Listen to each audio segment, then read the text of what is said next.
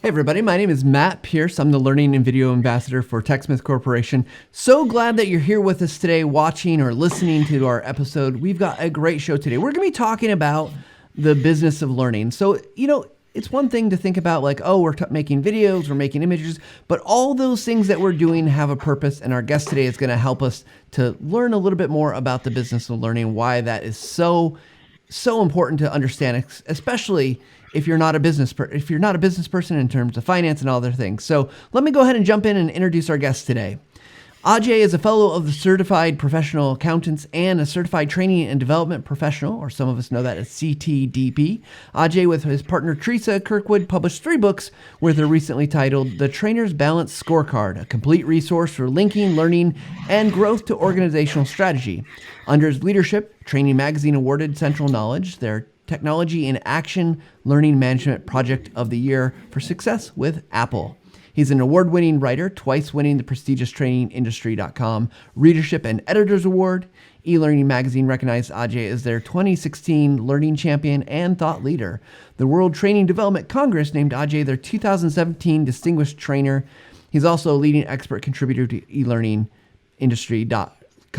And Ajay developed courses for LinkedIn Learning and regularly guests on broadcast media and talk radio show discussing workforce performance issue. And with that, and so many other more things that he's done, we want to welcome Ajay to our podcast today. Ajay, welcome. Thank you for being here with me today. Oh, Matt, it's always a pleasure to be with you. And it's great to be with you here because usually we're at a conference chatting over a coffee or something. So happy to be here with you. Absolutely. Well, I almost threw in a bunch of heavy metal references, but I thought maybe I would miss, the audience wouldn't totally understand, your love and appreciation. But, obviously there's a lot of great things that we've been able to say about you already that you've done. But tell us a little bit more about yourself so our audience can get to know you a little bit. Professionally, I'm just a curious individual. I love business. I love finance.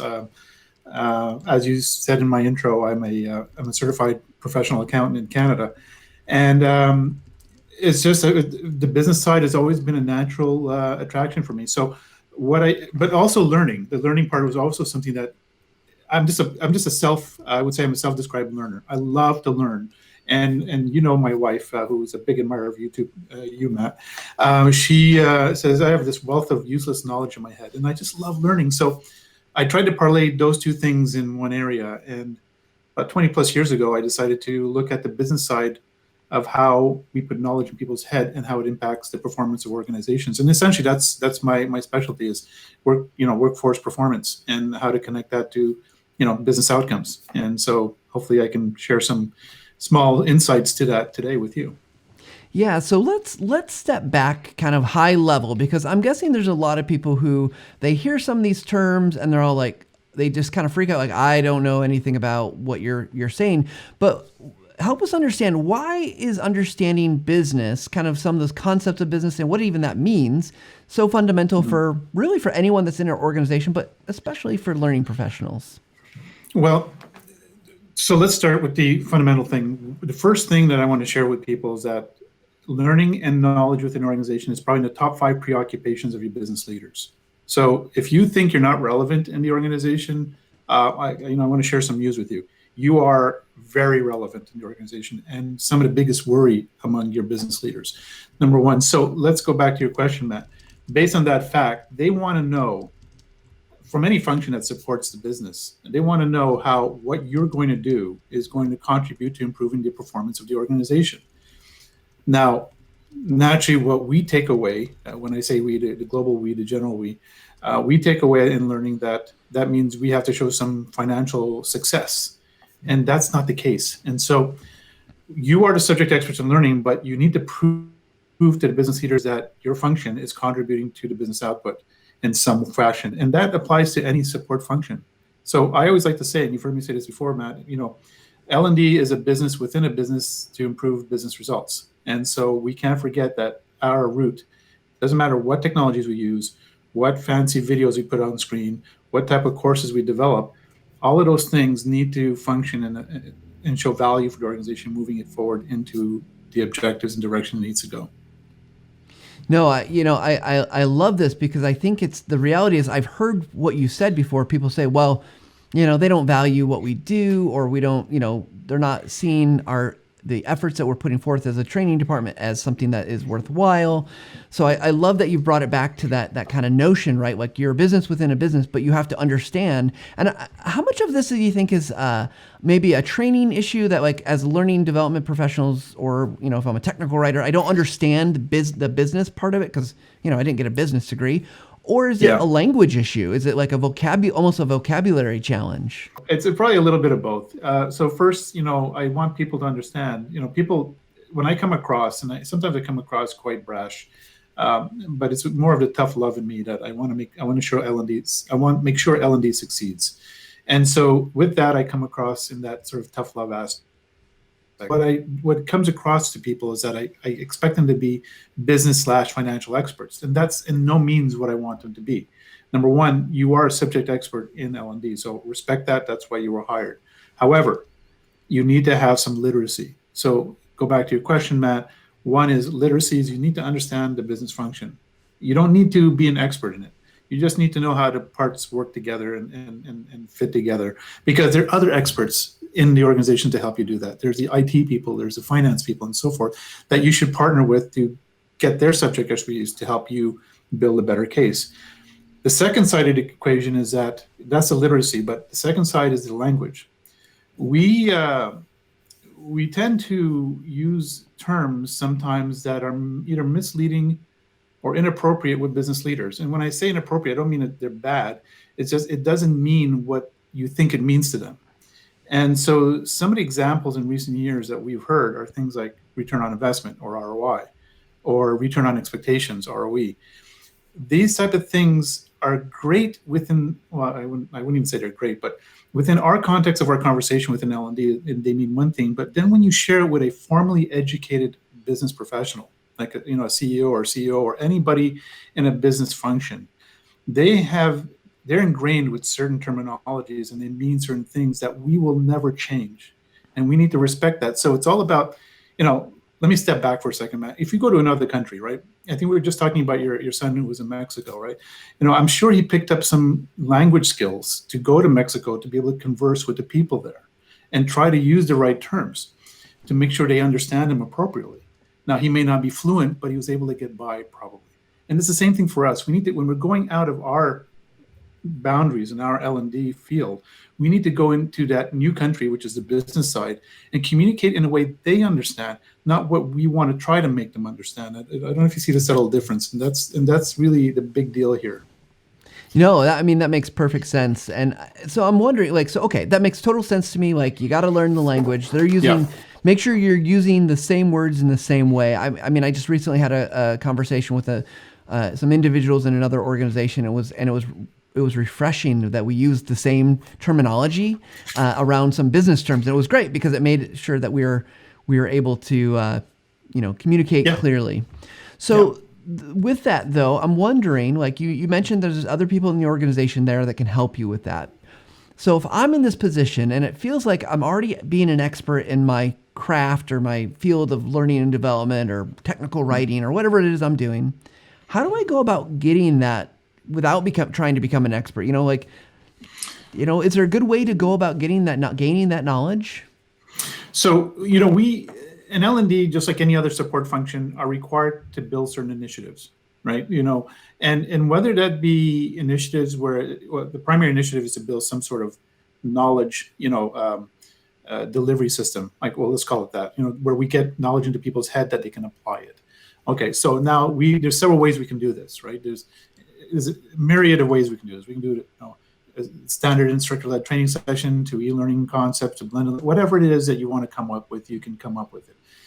The point with any way you're going to come up with it is that you need to know that, first of all, it's a project or / initiative, that around it requires resources. And those resources that come into it need the expertise of those other people. So, and I know, Matt, we talk, I love, and I don't say this because I'm here with you, we love the TechSmith products. They're just fantastic. But there's no reason for me to say, because I love it, that I have to go out and buy it. Is it going to serve a purpose? And am I buying the right product, that technology that's going to do what I need it to do? maybe I don't know that. Now I need the expertise of the IT people to come in. So rather than sit in my cubicle and guess the type of technology I need, not just for what I need to develop, but if it fits in with the infrastructure, the environment, I'm going to bring in some of those IT experts into my conversation and say, hey, I need your advice here and guidance. Here's what I need to do and here's what I need to build, but how does that fit in within our ecosystem of our technology? And then the money, right? There's the money side of things. We always forget that companies have scarce monetary resources. I don't care who you are. If you're Apple with billions and billions of dollars in the bank, to their scale, that's still a limited resource for them.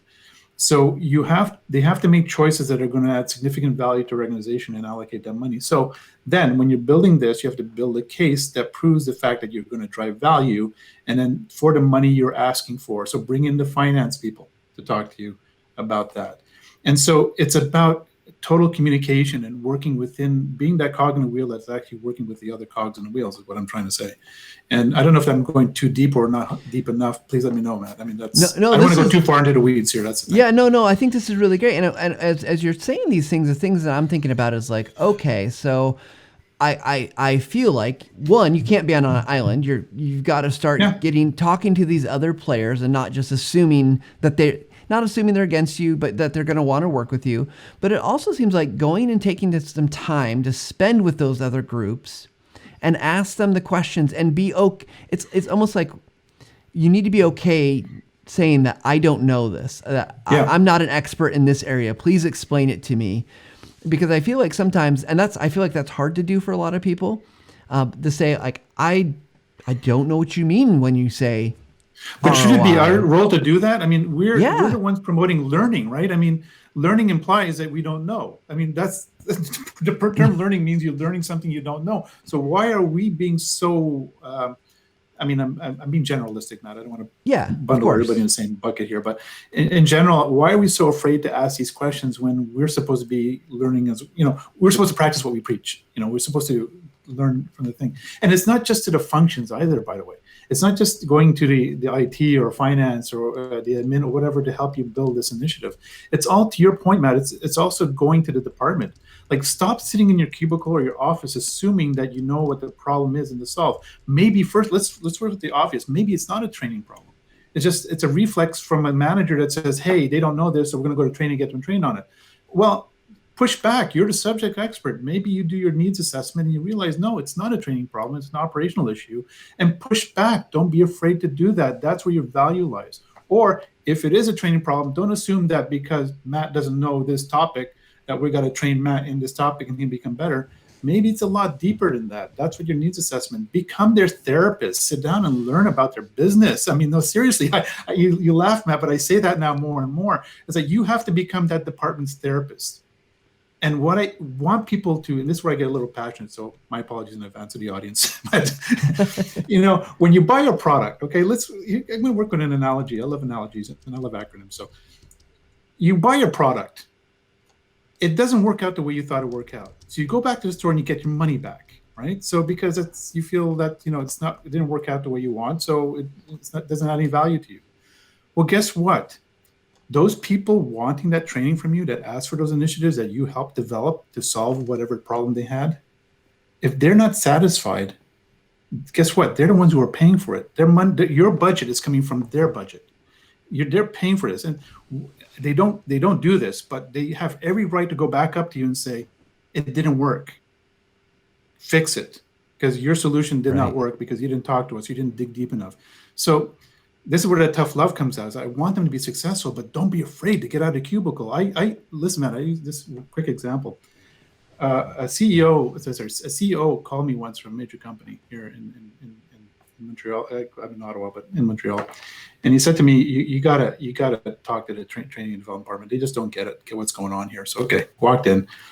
I said, let's go on a field trip. I set up meetings with different departments that they had to work with, between support, like the finance and IT and all this, and also the departments that they were helping certain initiatives.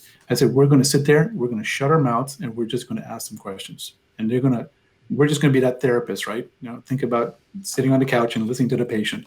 That's what you're going to listen to the patient.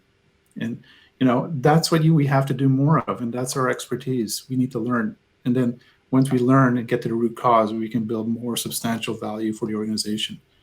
And guess what? Your star is going to rise so fast if you just do those small things. No, that makes so much sense.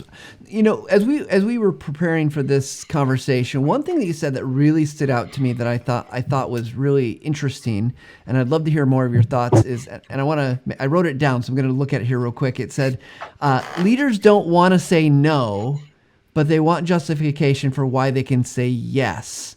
And I thought that was such an interesting notion because I think it's so easy to get caught up in this kind of viewpoint of the rest of the org. And this is for any role, I think. Like, well, they don't want us to have it, or they don't think we need it. And I thought it was interesting that your perspective was it's not anything about how they feel about it.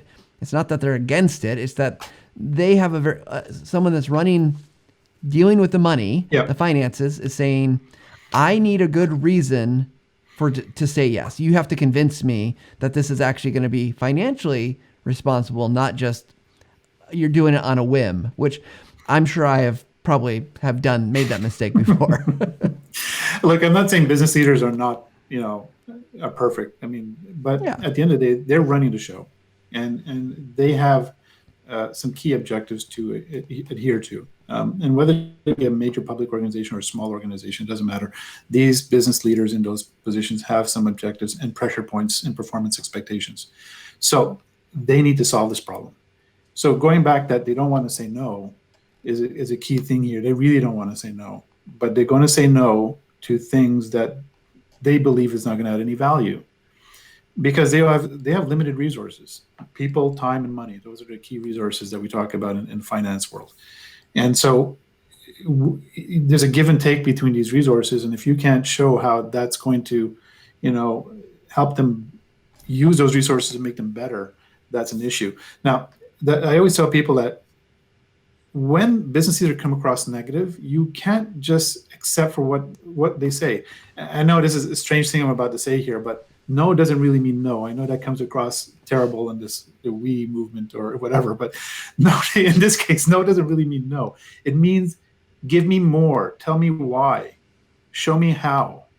No is like is the first step to say you need to read between the lines. Like, well, why are they saying no?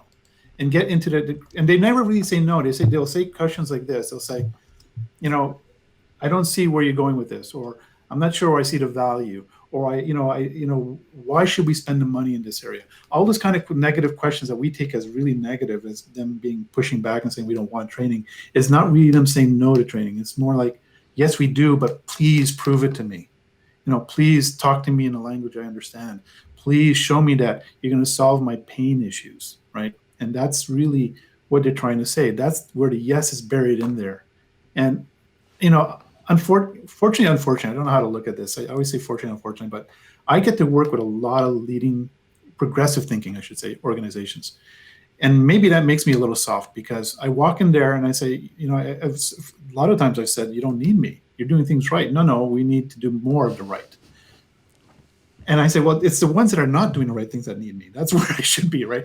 But right. They don't recognize it. So I get the chance to work with a like-minded set of people that realize that. You mentioned Apple. I mean, I had a great time working with Apple, because their thought is to invest a significant amount of money in learning. However, let's be clear here. They just don't drop a bunch of money in the training department and say, build stuff and deploy it. They're like, and again, I hate to use this analogy in the context of our world today, but they're, rather than a shotgun approach, they use a very sniper approach. Mm-hmm. They're very targeted and precise on their learning. And you see that, and they're not perfect, but you see that with AppleCare. I've never really seen anybody really complain about dealing with AppleCare. I've seen people complain about Dell support, Microsoft support, but when it came to Apple, there are complaints. Nobody's perfect. But even when I have an Apple MacBook, 10 years old. I called them a few months ago. They helped me for 2-3 hours on the phone to fix it.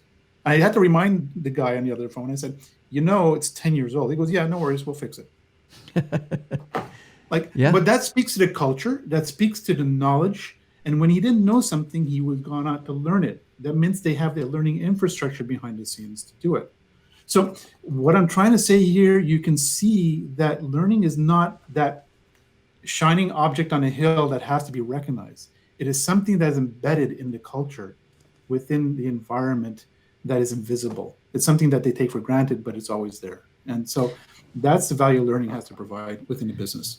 Yeah, this is, I mean, this is awesome because what it's making me think about is, so as TechSmith, we talk a lot about using images, videos, and things like that. And I was thinking like, well, where does that tie into this? And I know, I know you do videos, and before we end today, I want to talk about your experience with LinkedIn Learning. But the interesting thing is I do get people coming to me occasionally and asking the question, hey Matt, how do we implement video art? Like, we gotta, no one really wants, they're saying we don't really need it. And I'm thinking the things that you just said are a great answer. Like, you have to show why video is going to be valuable. And I think it's all there. Like, all the pieces are there to help someone show why video can help solve certain problems. It's not going to solve every problem. No.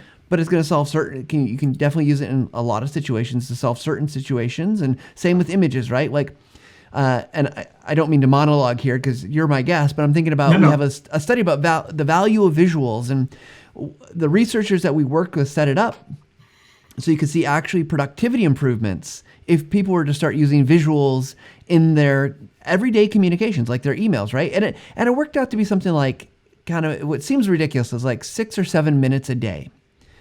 But when you look at that across an organization of 500 people at 6 or 7 minutes a day, or you look at across the GDP of a nation, and they did this analysis, it becomes billions of dollars and billions of hours saved, which is incredible. I think the one stat with a company of 500 employees, it was something like the equivalent of 7 full-time employees' time in a year.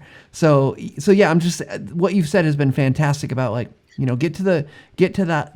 What's the proof? What is it going to do? How's it going to solve the problem? How's it going to actually help us make money, save money, or, do whatever it is that we need the organization to do. So this has been, Matt, you just said it, right? I mean, you just did something that a leader, a business, and when I say business leaders, and we always think about CEOs and CFOs, but I'm talking about operational directors and stuff. Like, you say that kind of explanation the way you just said it, right? And make it more like, I wouldn't go, and the GDP is a great example, but I don't know if I go there with them. But, you speak to within the department, right? You say, okay, you have a department of, say a production staff of 100 people. And let's say we did sort of something visual, and that's your subject expertise as an L&D person. Say, okay, I can deploy something because it's something of a visual aspect, and here's the amount of time that's going to save. That's that time part that translate into money or efficiencies or savings, right? It's not always about profitability. Profitability is the end result, but there's a lot of elements, and I'm speaking as an accountant here, but there's a lot of elements to arrive at profitability that you need to look at. So things like your example say, if we save even 30 seconds of time from each of these aspects, it's fine. There's one example, this is going back a number of years, by the way. Speaking of visual, this is before I knew TechSmith, so this is going back maybe 10, 15 years. There was a utility company I was working with. They kept calling me in, they said, look, we have people going up the telephone pole, right, and fixing something up there. They're not the full subject expert. They have to come back down the pole. They have to go to the truck, look up a book, call somebody, whatever. And it takes like weeks. And they're having brownouts or blackouts in certain areas. And the fixes were taking long. And they said, we believe our learning and development team can do something, but we need you to work with them. So what we did is, like, this is back in the day when, the technology we take for granted today it was starting, but it wasn't really there. And I said, look, why don't we, iPads started coming out or tablets started coming out. And so I said, look, why don't we start creating this resource library online? Just a very simple thing. You have all the documentation. So rather than come down a cherry picker to go back to the truck, they have it with them. And maybe we can connect them to some intranet satellite system where they can connect directly with subject experts in a help desk. Well, talk about a visual, live tutorials of how to fix something, a transformer, whatever it was. The live tutorials that they're able to see, the dissection of parts that they could blow out into this video, and they can see exactly how to fix it, or the visual of how to call in somebody to talk to them to be able to fix it on the spot. I swear they were getting, not only did they save like something like 30% or 40% of time savings on the repair service of the poles or transformers, they actually reduced costs and people going out on these calls to fix things. And they also saw a big uptick in satisfaction from customers in the neighborhood, getting a lot of compliments back that things were getting better. So, all this stuff speaks to the reputation and the profitability of the company, but just that little thing, and we talked about visuals, that little thing just changed the world. I'm not saying I helped them solve their problem, but it was just thinking in a way that helped improve business value for the organization. So To me, it's that simple, and it's also that challenging. That's where you need to partner up with people and start talking to people, and stop assuming that you know the answers. That's a really important thing. One thing interesting in that story is that the impact on customers, right? And I'm guessing it's more of a feeling of goodwill, Yeah. which is it's a hard thing for anyone to measure, really, to say like, well, how valuable is that? So what was you, as purely from a business person's perspective, like how do I help someone in my leadership or organization understand the non-tangible aspects? Because it's one thing to say like I can tie this to revenue. That's usually pretty clear. I can tie this to productivity. We see this increase. But something like that where it's, I'm thinking maybe outside of learning and development, perhaps, but maybe it's company employee morale, that they feel more satisfied with their job, or they feel less whatever angst that they feel doing their job. So what are the thoughts around that? So I don't know if you allow me a shameless plug. Yeah, go ahead. You get I one. I go. So this, right? You talked about this, right? The last book, The Trainer's Balanced Scorecard.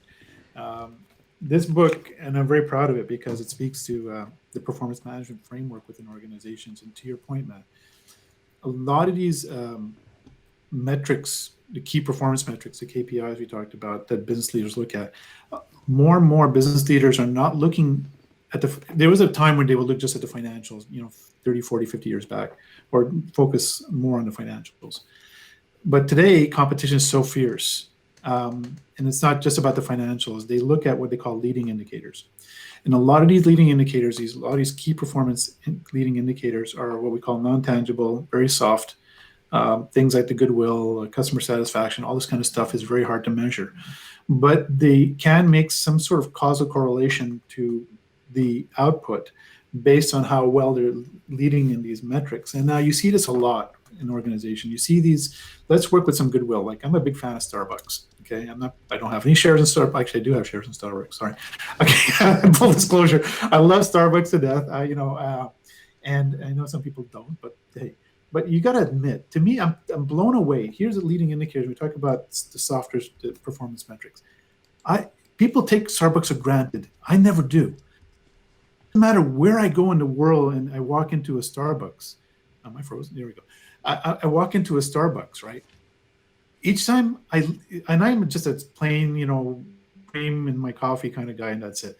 But when I see somebody, and I know they can go anywhere in the world and order whatever's on the menu and then customize it even further, and it comes out pretty much consistent anywhere in the world, just like McDonald's does with their burgers, you have to be impressed of what learning support system go on behind it.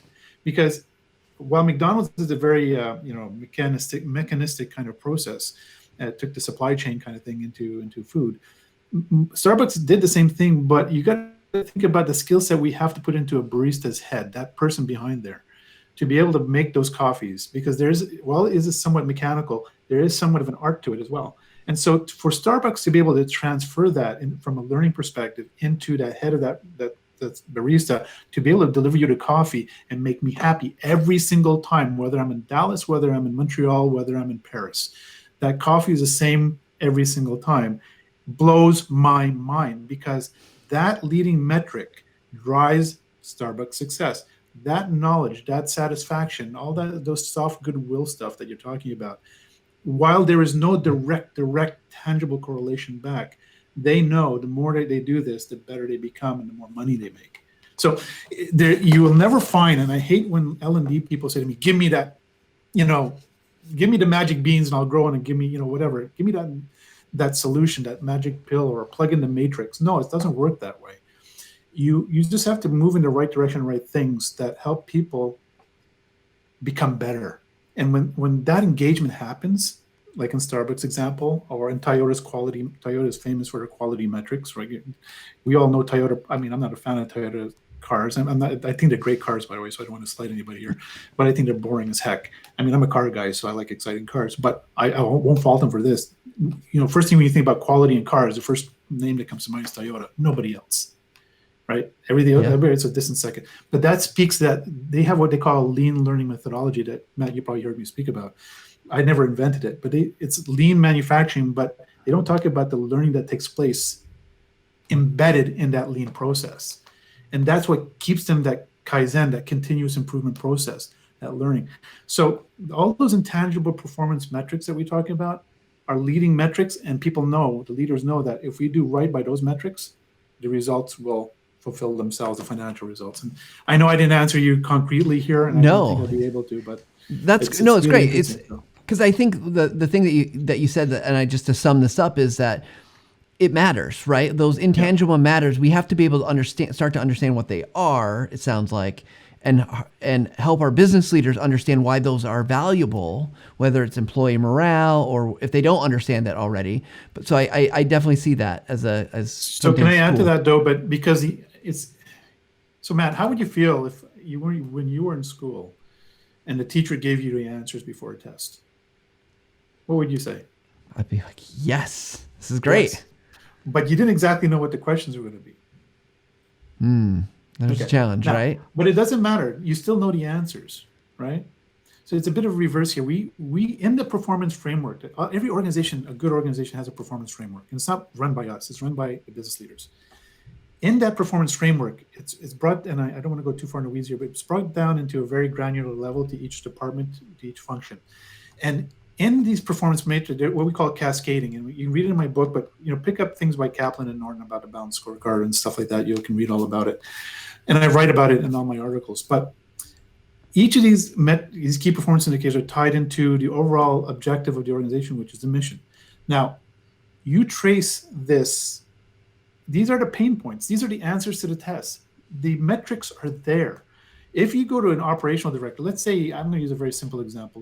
You go to, I don't know, let's go to a manufacturing, right? And they have, one of the things is, a defect metric, right? To reduce defects or manufacturing defects. And right now they're hovering around 10%. And that's the goal, to maintain it at 10%. Now, let's say you walk into the operational manager and say, hey, can I sit down with you? You have a 10% performance indicator here for to reduce, not maximize past 10% as defects. Okay, what if we can help you as learning and development to help your people be better than 10%? So maybe 9% or 8%. What does that mean to you? Will you allow us to work with you and your team to find out how they can become better in reducing those defects? And what does that mean to you? Well, if the defects get reduced by 1%, it translates to X number of dollars in the production, the efficiencies. Okay, if the defects, we don't get any defects coming back, it reduces our time to redo and all this kind of stuff. And there's another dollar figure attached to that. It just flows in cascades, and then eventually, if we reduce the defects, we have less people complaining about it. So customer service is not bombarded with calls from our clients. It goes on and on. So, but if I just do that one thing, it dominoes into other performance metrics. And now I solve the pain point. And I look like a hero because I moved the needle by 0.5% or 1%. And if I do better than that, I mean, to me, the answers are lying in front of us. And I'm not a genius by no means, and I don't kick in and agree with me, Matt, please. I'm not smarter than no, but I'm not smarter than anybody else. I swear to God, I'm not. And the answers are in front of you. And if you just go out and do the right things, my goodness, you'd be a hero. I mean, literally, you'd be put on a pedestal if you just did that. I mean, so anyways, I'm on a rant. This is all great stuff. We're going to let's talk about LinkedIn Learning. I mean, so if you have never seen LinkedIn Learning, Ajay, how would you describe it generally for people? What is LinkedIn Learning? Well, the general term that we use in the business is MOOC, right? MOOC, Massive Open Online Courses. And so basically, it's formerly the lynda.com thing. People may recognize it, but LinkedIn bought it. And it is basically a huge warehouse and library of a vast amount of knowledge from really leading and interesting people. And so I get the privilege of being one of those people. I sort of pinch myself every so often to believe that I'm in that group. But there's a lot of great resources for people to learn there. And I have a great library of courses around the L&D side, so around the getting internal buy-in for e-learning. We talked about developing practical success metrics for your learning and development. That's a short one, actually. It's got a lot of good feedback. It's a good 40 minutes. So if you have a subscription to LinkedIn Learning or can get a subscription, that's a good short one to get into. And I got a few others in there, and our most popular, actually, the killer, the one that I started with, was a train-to-trainer course, which people, for whatever reason, are just, it's gone gangbusters for the last 3 years. And so very proud of it. But now they've moved me into the accounting side. So I'm doing a lot of accounting course development, and a few of my courses are coming out soon. One on cost estimating, one on accounting ethics, and one on accounting interviews, how to handle accounting interviews. But I'm a bit of a unicorn or an anomaly. I think I mentioned that to you. I have a learning and development background, and I have an accounting background. So they say, "Wow, we can't find that." It's like, I don't know if it makes me special or weird. I don't know, something like that. Maybe a little both, right? So it's got me into a very unique position with them. But I think it's a great resource. It's not perfect. I'm never going to promote anything perfect, but it's a great resource to have. Yeah, absolutely. And I know one thing just to note for people, if they don't have LinkedIn Learning, check your local library. I know ours actually had subscriptions that you could use to get access to the content. But the thing I'm curious about is, I think from a video creations perspective, and they obviously have a business they're running. They're thinking about all those things we just talked about in terms of value and propositions and why do we solve this problem versus that problem. But I'd love to hear a little bit about your experience of what it's like to create a course, because obviously they're doing high quality work. They're doing something that, you could look at and say, like, that's some of the best kind of content out there from a just production value. And obviously they got lots of tools, resources. They put in a lot of time into it, but like, are you like writing scripts? I guess I'm curious what that process looks like for you to create these videos. It's pretty straightforward, and like you said, I get surrounded by high quality professionals that I would never have access to. I mean, before I get into the professionals, so basically, the course gets signed, and I have to pitch the course, and then I have the acquiring editor who pitches it to their team and feels that there's a market need for it. And of course, they know what their needs are in the market because they go out to their clients and they say, look, what can you use, and so forth. So, and if they have a certain, barn of, cattle of people with experts like myself, they'll say, like the accounting ethics one, they came to me and says, hey, Ajay, can you do an accounting ethics course? I said, yeah, I teach that stuff. So yeah, that's not a problem. So we need an accounting ethics course. So that gets signed off. It gets handed off to a producer, and the producer and I work together to author the scripts. Now, I author the scripts, but then I get this wonderful producer, talk about an expert, who helps me, really tighten up these scripts and make them very professional. And although I think I'm a good writer, and I do, as you know, Matt, I write a lot of articles, and when it comes to script writing, there's somewhat of an art to this, and that conversational aspect. And they do a wonderful job working with you on that. And then you get used to it. And talk about learning. I've learned to write differently in the last 3 years I've been working with LinkedIn. So it's really kind of cool. Then once that's done and formalized and signed off, it gets handed off. Put a team together. They put a sound person. They put a teleprompter people up. They put and a director. And the director is cool because they got a lot of, because they're in California, they get a lot of people who are worked on Hollywood TV shows, right, or stuff, or worked in some form. So you're working, people say, well, I worked on this game show or this reality show or whatever, and like, whoa, dude, I'm working with you. I mean, they're not the A list, like, they're not the Spielbergs here, but still, you're getting really high quality individuals that are fun. And then, of course, once it's banked, then it's shipped off to their editing team, and they put it all together. So the visuals are perfect. The quality of additional text and graphics put into complement are there. And that's basically it. I mean, it sounds simple, but it takes a village to build a course, basically. So, well, I'm curious the visuals are fantastic, though. The visuals are fantastic, and it speaks to people going like with Camtasia or anything like this to build a course. You really need to, you got great tools. So use that great tools to make great videos, and that'll be more compelling. Yeah, I'm really curious. You mentioned that you've learned to write differently, which I think is fascinating, because I think script writing, we've seen, as we've talked about it here on the podcast before, in other places, in our TechSmith Academy, it's very popular because I think people struggle with script writing. So I'm curious, is there one thing that you can identify that you've actively changed about your process? Because I know you do other videos. I know you do videos on your own. You're doing stuff not just for them, but you're making your own content. So what is it that changed about the way you write scripts? So, in school, you're always taught by your English teacher to, this is the way you write, that formal writing. You don't use contractions. You don't use, slang. You use, full terms, all this kind of stuff, right? And you don't end with a proposition and all this, when to use a semicolon in a period. Well, basically, I love good writing, but that gets thrown out the window with them. Like literally, it just goes, literally.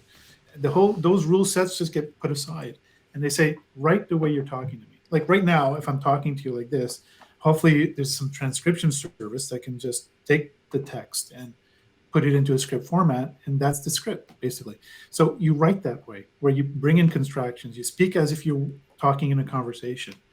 And to me, that's been so refreshing, because I'm trying to push my articles in that direction. In my recent e-learning industry articles in the last year, I've been very focused on more conversational approach, as if I'm talking to you as a friend.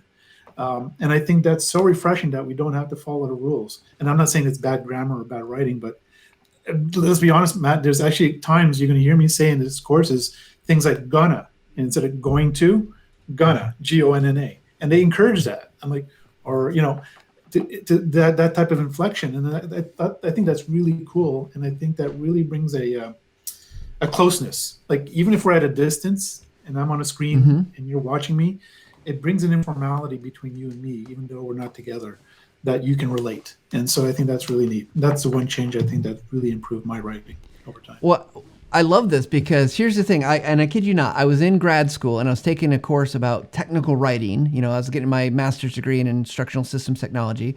And the professor gave me feedback that said, you write like you talk. And I was doing all the things I was doing wrong.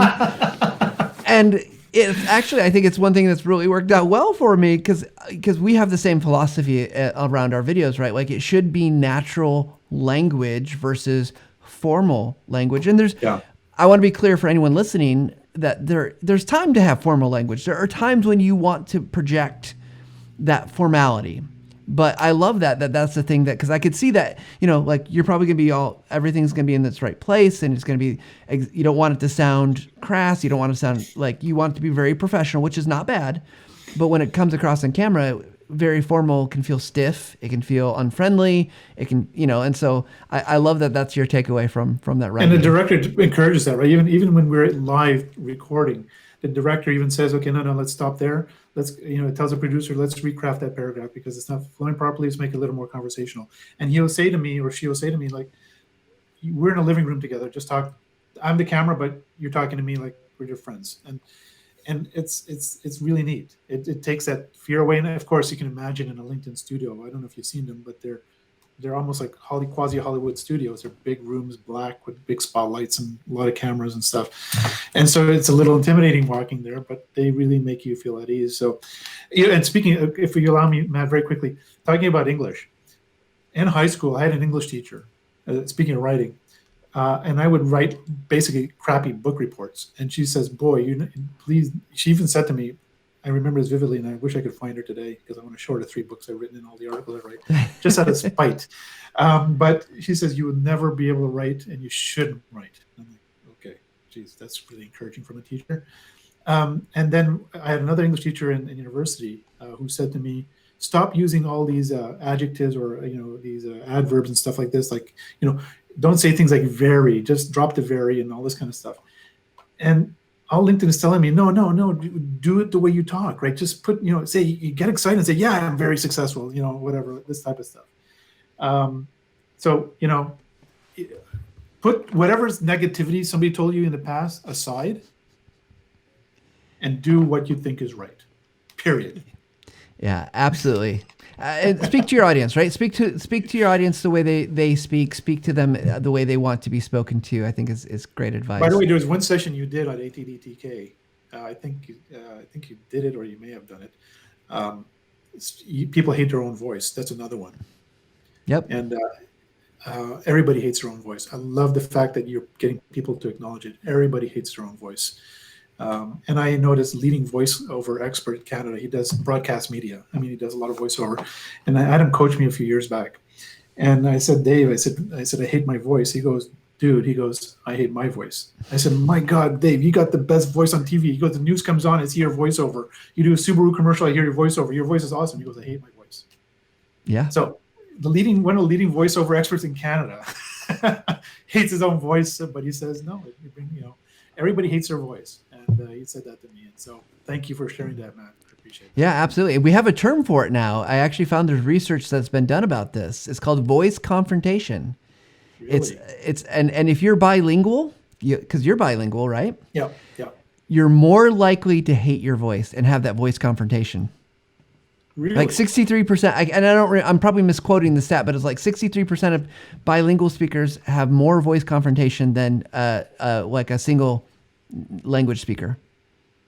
Really? Wow. Okay. Oh, good. So I'm getting used. I'm getting used to accepting my voice now all this time since I'm before camera and doing these podcasts and webcasts. So I don't have a choice. So anyway. Well, Ajay, thank you so much for all the great wisdom and knowledge that you've shared with us. I know it's very timely because I actually had a meeting with the vice president today, and we were talking about some of these things. I was thinking, man, I gotta figure out how to tie these things together. And you've helped me think through some of the things. So this has been timely for me. If everyone else doesn't like it, well, I apologize. But so much great wisdom, and obviously we're so appreciative for all that you do. So thank you again for coming on the Visual Lounge. Matt, thank you for having me, and I extend this to you, not only you. You know, we're friends, and I know we always chat all the time. So you always reach out to me if you want to bend an ear. But my Twitter handle is there, and I encourage people to follow me because I use that as a learning tool, and I broadcast a lot of my articles and a lot of articles I'm interested in reading. I don't get into the fights or spats with it. So join me on that, and if you have any questions, please reach out. I'd be happy. I don't have all the answers, but I'd be happy to have a conversation with you. So. Yeah, absolutely. And I'll leave you with this final comment, Ajay, that Stephen from Facebook said this was a great interview. So well done. Wow.